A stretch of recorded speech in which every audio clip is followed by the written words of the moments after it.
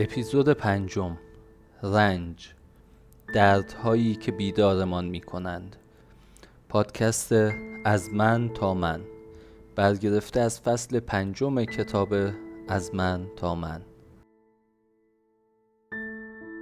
سلام، من رضا خلجی هستم و اینجا 5مین قدم ماست توی مسیری که قرار آروم آروم ما رو به خودمون برگردونه.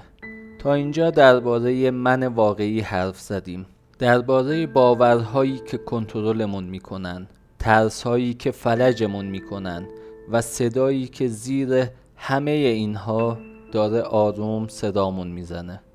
اما حالا باید بریم سراغ یکی از دردناکترین و در عین حال مقدسترین تجربه های زندگی هر انسانی: رنج.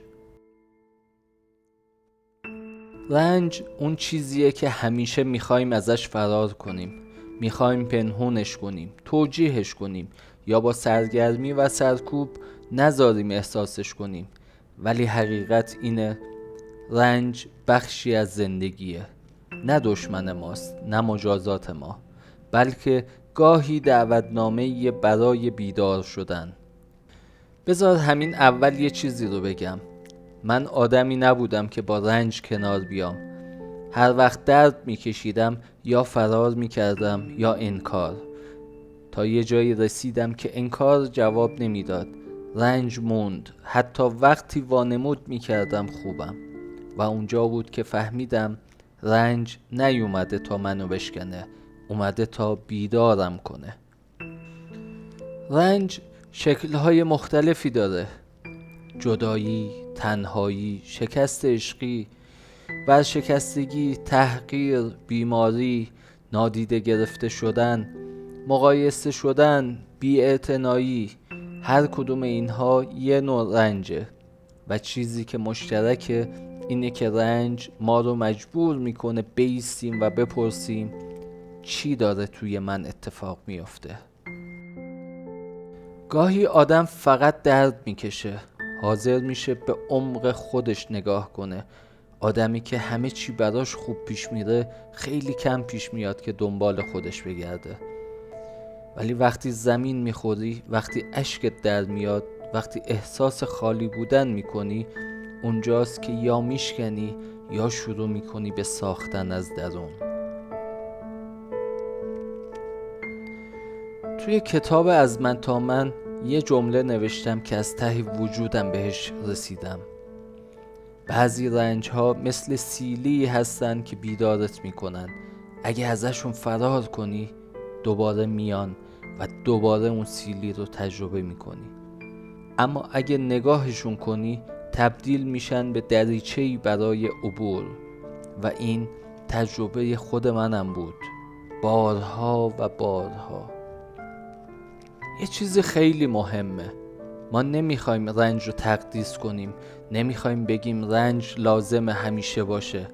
ولی اگه قراره بیاد، بیایید ازش استفاده کنیم، بیایید باهاش حرف بزنیم، بشنویمش و ببینیم چی توی اون درد داره فریاد میزنه. برای این اپیزود هم مثل اپیزودهای قبلی یه تمرین در نظر گرفتیم. یه زمان آروم برای خودت بگیر، چشماتو ببند و از خودت بپرس تو این مدت چی تو زندگیم درد داشت. نترس، بذار بیاد بالا. یه خاطره، یه شخص، یه اتفاق، حتی یه جمله. حالا توی دفترت بنویس چی شد، چی احساس کردی، چی یاد گرفتی. اگه این رنج نبود الان چی رو نمیدونستی. شاید اولش سخت باشه، ولی باور کن نوشتن یه نوع تسکینه، یه جور انتقال درد از درون به بیرونه. رشد همیشه از دل سختی میاد. دونه‌ای که بخواد در بیاد باید اول توی تاریکی خاک شکسته بشه. ما هم همینطوریم. دردا ما رو میشکنن، ولی اگه بلد باشیم همونجا جوونه میزنیم. و یه جمع‌بندی هم داشته باشیم از صحبتایی که توی این اپیزود کردیم. رنج بخشی از مسیر رشده. اگه بهش گوش بدیم درسی در دلشه. فرار از رنج فقط زمانشو عقب میندازه، ولی مواجهه با رنج یه بیداریه، یه تولد دوباره. توی قسمت بعدی وقتشه از دل رنج بیایم بیرون و بریم سراغ مفهومی که شاید اسمشو خیلی شنیده باشی ولی واقعا نمیدونی چیه تا وقتی لمسش نکنی. عزت نفس. سپاس که توی این قسمت هم با من همراه بودی. هرچی جلوتر میریم این راه روشن‌تر میشه، راهی به سمت تو، از من تا من. همسفر عزیز، اگه کانال ما رو سابسکرایب نداری حتما این کانال رو سابسکرایب کن و اگه از این پادکست هم خوشت اومد حتما نظرتو برای ما بنویس و این پادکست هم برای دوستات ارسال کن. تا اپیزود بعدی شما رو به خودتون میسپارم.